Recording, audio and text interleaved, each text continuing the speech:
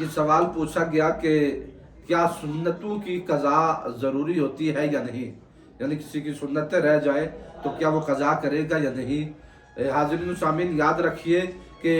سنتوں کی قضا نہیں ہے، قضا صرف فرض اور واجب کی ہے، سنتوں کی قضا نہیں ہے۔ مگر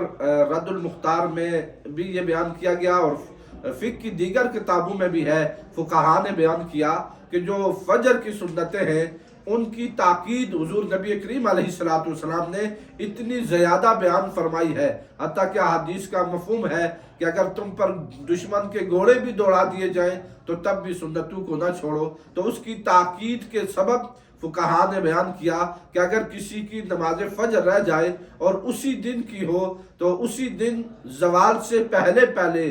وہ ان فجر کی سنتوں کی قضا کر سکتا ہے اور فرض کے ساتھ سنتوں کی بھی قضا کرے، مگر یہ وقت نکل جائے تو زوال کے بعد اس دن اور اس کے بعد پھر فجر کی سنتوں کی قضا بھی نہیں ہے۔ ہاں اتنی دیر تک کہ اسی دن کی فجر ہو اور زوال سے قبل اسے سنتوں کی قضا بھی کرنی چاہیے، اور اگر یہ وقت نکل جائے تو پھر فجر کی سنتوں کی بھی قضا نہیں ہے، اور ان فجر کی سنتوں کا بالخصوص اہتمام کرنا چاہیے۔ اللہ ہمیں اپنی نمازوں کو بر وقت ادا کرنے کی توفیق عطا فرمائے۔